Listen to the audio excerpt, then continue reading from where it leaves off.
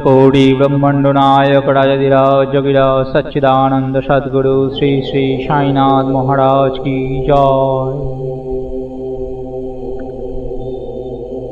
आज আমি পাঠ করতে চলেছি শ্রী সাই সচ্চরিত থেকে 23তম অধ্যায়। এই অধ্যায়ে থাকছে যোগ ও পেঁয়াজ, সামার সর্পদংশন থেকে আরোগ্য লাভ, বিসূচিকা অর্থাৎ কলেরা নিবারণার্থে নিয়মের উল্লঙ্ঘন, গুরুভক্তির কঠিন পরীক্ষা। প্রস্তাবনা।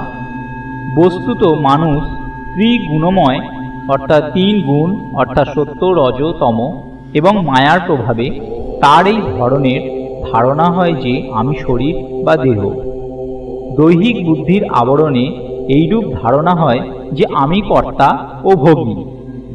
এইভাবে মানুষ অনেক রকম কষ্টে নিজেকে জড়িয়ে নেয়, তারপর আর মুক্তির কোনো পথ খুঁজে পায় না। মুক্তির একমাত্র উপায় হচ্ছে গুরুর শ্রীচরণে অটল প্রেম ও ভক্তি। মহানায়ক ভগবান সাই ভক্তদের পূর্ণ আনন্দ প্রদান করে নিজে স্বরূপে তাদের রূপান্তরিত করেছিলেন। উক্ত কারণে আমরা শ্রী সাই বাবাকে ঈশ্বরেরই অবতার মানি, কিন্তু তিনি সর্বদা বলতেন যে আমি তো ঈশ্বরের এক দাস। ঈশ্বর অবতার হওয়া সত্ত্বেও মানুষদের কিরূপ আচরণ করা উচিত এবং নিজের বর্ণের কর্তব্যগুলি কিভাবে পালন করা উচিত তারই উদাহরণ তিনি লোকেদের সামনে প্রস্তুত করেন। তিনি কারো সাথে কোনো রকমের স্পর্ধা করেননি আর কারো কোনো ক্ষতিও করেননি। যিনি সব জড় ও চেতন পদার্থে ঈশ্বরকেই দর্শন করতেন, তার পক্ষে বিনম্র হওয়াই স্বাভাবিক। তিনি কাউকে উপেক্ষা বা অশ্রদ্ধা করেননি, সদাই বলতেন আমি ঈশ্বরেরই দাস। আল্লাহ মালিক এটি সর্বক্ষণ উচ্চারণ করতেন। আমরা অন্যান্য সন্তদের সাথে পরিচিত নই আর এও জানি না যে তাঁরা কিরূপ আচরণ করতেন অথবা তাদের দিনচর্যা ইত্যাদি কি ছিল। ঈশ্বর কৃপায় শুধু এতটাই জানি যে তাঁরা অজ্ঞান ও বদ্ধজীবদের জন্য অবতীর্ণ হন। শুভ কর্মের ফলস্বরূপই আমাদের সন্ত কথা এবং লীলাশ্রবণ করার ইচ্ছা উৎপন্ন হয়, তাছাড়া নয়। এবার আমরা মুখ্য কাহিনীর দিকে আসি। যোগ এবং পেঁয়াজ। একবার একজন যোগাভ্যাসী নানা সাহেব চাঁদরকরের সাথে শিরডি আসেন। উনি পাতঞ্জলি যোগসূত্র ও যোগ শাস্ত্রের অন্যান্য গ্রন্থ বিশেষভাবে অধ্যয়ন করেছিলেন, কিন্তু ব্যবহারিক অনুভব হতে বঞ্চিত ছিলেন। মন একাগ্র না হওয়ায় ধরুন অল্পক্ষণের জন্য ধ্যানের মাধ্যমে সমাধি অবস্থা প্রাপ্ত করতে পারতেন না। যদি বাবার কৃপা হয় তাহলে তার কাছে দীর্ঘ সমাধি অবস্থা প্রাপ্তির বিধি জানা যেতে পারে। এই ধারণা নিয়ে উনি শিরডি আসেন। মসজিদে পৌঁছে দেখেন যে বাবা রুটি আর পেঁয়াজ খাচ্ছেন। এই দেখে ওর মনে হয় যে বাসি রুটি আর কাঁচা পেঁয়াজ খান যিনি, এমন ব্যক্তি আমার সমস্যা কিভাবে দূর করবে। বাবা অন্তর্জ্ঞান দিয়ে ওর মনের কথা জেনে তখনই নানা সাহেবকে বলেন, ও নানা, যার পেঁয়াজ হজম করার শক্তি আছে তাকেই সেটা খাওয়া উচিত, অন্যদের নয়। এই শব্দগুলি শুনে যোগী অত্যন্ত বিস্মিত হয়ে বাবার চরণে আত্মসমর্পণ করেন। শুদ্ধ ও নিষ্কপট ভাবে নিজের সমস্যাগুলি বাবার সামনে রেখে তাদের সমাধান প্রাপ্ত করেন। এইভাবে সন্তুষ্ট ও সুখী হয়ে বাবার দর্শন করে ও উদি নিয়ে তিনি শিরডি থেকে প্রস্থান করেন। সর্পদংশন থেকে সামার আরোগ্য লাভ। কাহিনীটি শুরু করার আগে হেমাৎপন্থ লিখছেন যে জীবের তুলনা পোষা টিয়া পাখির সাথে করা যায়, কারণ দুজনেই বদ্ধ। একজন শরীরে তো অন্যজন খাঁচায়। দুজনেই নিজের বদ্ধ অবস্থাকে উত্তম মনে করে, কিন্তু হরিকৃপায় যদি তারা কোনো খাঁটি গুরুর শরণাপন্ন হতে পারে তাহলে তিনি তাদের জ্ঞানচক্ষু খুলে বন্ধনমুক্ত করে দেন। তখন তাদের জীবনের স্তর অনেক উঁচু হয়ে যায়, যার তুলনায় আগের সংকীর্ণ অবস্থা একেবারেই তুচ্ছ মনে হয়। গত অধ্যায়ে শ্রী মিরিকরের উপর আসন্ন বিপদের সময় সতর্ক করে কিভাবে বাবা তাকে বাঁচিয়ে দেন সেটার বর্ণনা করা হয়েছে। পাঠকবৃন্দ এবার ওই রকমেরই আরেকটি কথা শ্রবণ করুন। একবার শামাকে একটা বিষধর সাপ কামড়ে দেয়। সমস্ত শরীরে বিষ প্রসারিত হওয়ার দরুন উনি খুব কষ্ট পাচ্ছিলেন এবং আর্তনাদ করে বলছিলেন, আমি আর বাঁচব না। ওর বন্ধুরা ওকে ভগবান বিঠোবার মন্দিরে নিয়ে যেতে চাইছিলেন। এই ধরনের রোগীদের প্রায় সেখানেই নিয়ে যাওয়া হতো। কিন্তু শ্যামা মসজিদের দিকে দৌড়ন, নিজের বিঠোবা শ্রী সাই বাবার কাছে। বাবা ওকে দূর থেকে দেখে অপশব্দ বলতে শুরু করেন। প্রচণ্ড রাগে বলতে লাগলেন, যা দূর হ, নিচে নাম। শ্রী সাই বাবাকে এইরূপ রাগ করতে দেখে শ্যামা অত্যন্ত বিপদে পড়ে যান এবং নিরাশ মনে ভাবেন, কেবল মসজিদই তো আমার বাড়ি এবং বাবা অসহায়ের আশ্রয়দাতা। যখন তিনি আমাকে এখান থেকে এইভাবে তাড়াচ্ছেন, তখন আর আমি কার শরণে যাই? উনি নিজের জীবনের আশা ছেড়ে ওখানেই শান্ত হয়ে বসে পড়েন। কিছুক্ষণ পর বাবার রাগ যখন শান্ত হয়, তখন শ্যামা উপরে উঠে বাবার কাছে গিয়ে বসেন। তখন বাবা বলেন, ভয় পেও না, বিন্দুমাত্র চিন্তা করো না, দয়ালু ফকির তোমার রক্ষা নিশ্চয়ই করবেন। বাড়ি গিয়ে শান্ত হয়ে বসো এবং বাইরে বেরিও না। আমার উপর ভরসা রেখে নির্ভয় হয়ে চিন্তা ছেড়ে দাও। ওকে বাড়ি পাঠিয়ে তাতোয়া ও কাকা সাহেব দীক্ষিতকে দিয়ে বলে পাঠান, ও যা ইচ্ছে হয় খা, কিন্তু শোয় না যেন। বলা বাহুল্য, এই আদেশ অক্ষরে অক্ষরে পালন করা হয় এবং অল্প সময়ের মধ্যেই শ্যামা সম্পূর্ণ সুস্থ হয়ে ওঠেন। এই বিষয়ে কেবল এতটাই মনে রাখার যোগ্য যে বাবার শব্দগুলি পঞ্চক্ষরীয়, যা দূর হ, নিচে নাম, শ্যামাকে লক্ষ্য করে বলেননি। এই আদেশটা যেন দেন সাপটা ও তার বিষকে, অর্থাৎ শ্যামার শরীরে বিষ না ছড়ায় সেই আজ্ঞাই দিচ্ছিলেন। অন্যান্য মন্ত্রশাস্ত্র বিশেষজ্ঞদের মতো মন্ত্র বা মন্ত্রোক্ত চাল বা জল ইত্যাদি ব্যবহার করেননি। এই ঘটনাটি এবং এই ধরনের ঘটনা শুনে এই বিশ্বাস দৃঢ় হয় যে যদি মায়াযুক্ত সংসার পার করতে চাও, তাহলে হৃদয়ে শুধু সাঁইচরণ ধ্যান করো। বিসূচিকা মহামারী। একবার শিরডি বিসূচিকার প্রকোপে কেঁপে ওঠে এবং গ্রামবাসীরা অত্যন্ত ভয়ে ভীত হয়ে ওঠে।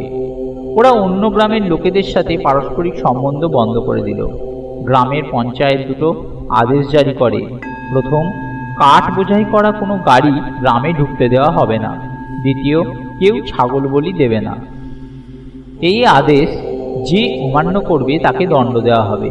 বাবা তো জানতেনই যে এসব কেবল অন্ধবিশ্বাস, তাই এই আদেশগুলির দিকে কান দেন না। আইন বলবৎ থাকাকালে একদিন এক জ্বালানি কাঠের গাড়ি গ্রামে ঢুকতে চাইল। সবাই জানত যে গ্রামে কাঠের প্রচণ্ড অভাব ও প্রয়োজন, তবুও লোকেরা ওই গাড়িওয়ালাকে সেখান থেকে তাড়িয়ে দিতে লাগলো। বাবা এই কথাটা জানতে পেরে স্বয়ং সেখানে এসে গাড়িওয়ালাকে গাড়িটা মসজিদে নিয়ে যেতে বলেন। বাবার বিরুদ্ধে কেউ টু শব্দটি করতে পারল না। আসলে ধুনির জন্য তো তার কাঠের প্রয়োজন ছিল, তাই তিনি গাড়ির সমস্ত কাঠ কিনে নেন। একজন মহান অগ্নিহোত্রীর ন্যায় তিনি জীবনভর ধুনি প্রজ্বলিত রাখেন এবং তাই কাঠ জোগাড় করে রাখতেন। বাবার বাড়ি অর্থাৎ মসজিদ সবার জন্য খোলা থাকত, তার জন্য কোনো তালাচাবির দরকার ছিল না। গ্রামের গরিব লোকেরা বাবার ভাণ্ডার থেকে নিজেদের দৈনন্দিন প্রয়োজনের জন্য কাঠ বার করে নিয়েও যেত, কিন্তু বাবা তাতে কখনো কোনো আপত্তি করেননি। তিনি সম্পূর্ণ বিশ্বকে ঈশ্বরেরই ওতপ্রোতভাবে জড়িত দেখতেন, তাই তার মনে কারো প্রতি কোনো ঘৃণা বা শত্রুতার ভাব ছিল না। পূর্ণ বৈরাগ্যযুক্ত হওয়া সত্ত্বেও তিনি এক সাধারণ গৃহস্থের উদাহরণ লোকেদের সামনে তুলে ধরেন। গুরুভক্তির কঠিন পরীক্ষা। এবারে দেখা যাক দ্বিতীয়ত আদেশটির বাবা কিরূপ দুর্দশা করেন। ওই সময় মসজিদে কেউ একজন একটা পাঁঠা বলি দেওয়ার জন্য আনে। পাঁঠাটার মৃতপ্রায় অবস্থা। এই সময় মালেগাঁও এর ফকির পীর মোহাম্মদ অর্থাৎ বড়ে বাবাও বাবার কাছে দাঁড়িয়েছিলেন। বাবা ওকে পাঁঠাটা কেটে বলি দিতে বলেন। শ্রী সাই বাবা বড়ে বাবাকে খুব সম্মান করতেন, তাই উনি সবসময় বাবার ডান দিকে বসতেন। সবার আগে বড়ে বাবা ছিলিম পান করতেন, তারপর বাবাকে দিতেন, তারপর ভক্তরা পেত। দুপুরে যখন খাবার বাড়া হতো, তখন বাবা বড়ে বাবাকে আদর করে নিজের ডান দিকে বসাতেন এবং তখন বাকি সবাই খেতে শুরু করত। বাবার কাছে যতটা দক্ষিণা একত্রিত হতো তার থেকে তিনি রোজ 50 টাকা বড়ে বাবাকে দিতেন। যখন বড়ে বাবা ফিরে যেতেন, বাবা ওকে খানিকটা দূর এগিয়ে দিয়ে আসতেন। এত সম্মান পাওয়া সত্ত্বেও যখন ওকে বাবা পাঁঠা কাটতে বলেন, তখন বড়ে বাবা সোজাসুজি মানা করে দেন এবং স্পষ্ট শব্দে বলেন যে বলি দেওয়া ব্যর্থই হবে। তখন বাবা শ্যামাকে বলি দিতে বলেন। উনি রাধাকৃষ্ণ মাইয়ের বাড়ি থেকে একটা ছুরি নিয়ে আসেন এবং সেটা বাবার সামনে রেখে দেন। রাধাকৃষ্ণ মাই কারণটা জানতে পেরে ছুরিটা ফেরত চেয়ে পাঠান। শ্যামা তখন আরেকটা ছুরির খোঁজে বেরোন এবং অনেকক্ষণ পর্যন্ত মসজিদে ফেরেন না। এবার কাকা সাহেব দীক্ষিতের পালা। এই সোনা তো খাঁটি ছিল, কিন্তু তার পরখ হওয়ায় আবশ্যক হয়ে দাঁড়ায়। বাবা ওকে ছুরি এনে পাঁঠাটা কাটতে বলেন। কাকা সাহেব সাঠেওয়াড়া থেকে একটা ছুরি নিয়ে আসেন এবং বাবার আজ্ঞা পাওয়া মাত্র বলি দিতে প্রস্তুত হন। পবিত্র ব্রাহ্মণ বংশে জন্ম হওয়ায় কাকা সাহেব জীবনে বলিকৃত্য জানতেন না। যদিও হিংসাবৃত্তি নিন্দনীয়, তবুও উনি পাঁঠা কাটতে প্রস্তুত ছিলেন। সবাই আশ্চর্য হয় যে বড়ে বাবা মুসলমান হয়েও বলি দিতে রাজি হলেন না, আর ইনি সনাতন ব্রাহ্ম হয়ে বলি দিতে রাজি হয়ে গেলেন। এদিকে কাকা সাহেব ধুতি উপরে করে ছুরি নিয়ে হাত উপরে উঠিয়ে বাবার অন্তিম আদেশের প্রতীক্ষা করছিলেন। বাবা বলেন, আর কি ভাবছো? ঠিক আছে, মারো। কাকা সাহেব যেই কোপটা বসাতে যাবেন, এমন সময় বাবা বললেন, দাঁড়াও, তুমি কত দুষ্ট হয়ে ব্রাহ্মণ হয়ে পাঁঠা বলি দিচ্ছ। কাকা সাহেব ছুরিটা নিচে রেখে বাবাকে বলেন, আপনার আদেশই আমাদের জন্য সর্বস্ব। আমরা অন্য আইন কি জানি? আমরা তো সর্বদা আপনার কথাই স্মরণ করি এবং দিনরাত আপনার আজ্ঞাই পালন করি। এই বিচার করে কি লাভ যে পাঁঠা মারা উচিত না অনুচিত? আর নাই বা আমরা তার কারণ জানতে ইচ্ছুক। গুরুর আজ্ঞা নিঃসংকোচে ও অক্ষরে অক্ষরে পালন করাই আমাদের কর্তব্য ও ধর্ম। তখন বাবা কাকা সাহেবকে বলেন, আমি নিজেই বলি দেওয়ার কাজটি করব। তখন এই স্থির হয় যে একটু দূরে, যেখানে অনেকগুলি ফকির বসেছিল, গিয়ে বলি দেওয়া হবে। সেখানে নিয়ে যাওয়ার সময় পথেই পাঁঠাটা মারা যায়। ভক্তদের শ্রেণীর বর্ণনা করে হেমাদপন্থ এই অধ্যায়টি শেষ করেছেন। ভক্ত 3 ধরনের হয়: উত্তম, মধ্যম ও সাধারণ। প্রথম শ্রেণীর ভক্ত তারা হয় যারা নিজের গুরুর ইচ্ছে আগে থেকেই বুঝে সেটা কর্তব্য জেনে আদেশের অপেক্ষা না করে সেবা করে। দ্বিতীয় শ্রেণীর ভক্ত তারা যারা গুরুর আজ্ঞা পেয়ে তখনই সেটা পালন করেন। তৃতীয় শ্রেণীর ভক্ত তারা যারা গুরুর আজ্ঞা পালন করতে সবসময় বিলম্ব করেন এবং পদে পদে ভুল করেন। ভক্তরা যদি নিজেদের বুদ্ধি জাগ্রত ও ধৈর্য ধারণ করে দৃঢ় বিশ্বাস রাখেন, তাহলে নিঃসন্দেহে তাদের আধ্যাত্মিক লক্ষ্য বেশি দূরে থাকে না। শ্বাস প্রশ্বাসের নিয়ন্ত্রণ, হঠযোগ বা অন্য কঠিন সাধনার কোনো দরকার হয় না। শিষ্যের মধ্যে যখন উক্ত গুণগুলির বিকাশ হয় এবং পরবর্তী উপদেশের জন্য ভূমিকা তৈরি হয়ে যায়, তখন গুরু স্বয়ং প্রকট হয়ে তাকে পূর্ণতার আধ্যাত্মিক বিশুদ্ধতা দিকে নিয়ে যান। পরের অধ্যায়ে বাবার মনোরঞ্জক হাসি ঠাট্টার বিষয়ে আলোচনা করা হবে। এই সাথেই শেষ হলো আজকের স্বাধ্যায়। ওম অনন্ত কোটি ব্রহ্মাণ্ড নায়ক রাজাধিরাজ যোগীরা সচ্চিদানন্দ সদ্গুরু শ্রী শ্রী সাইনাথ মহারাজ কি জয়।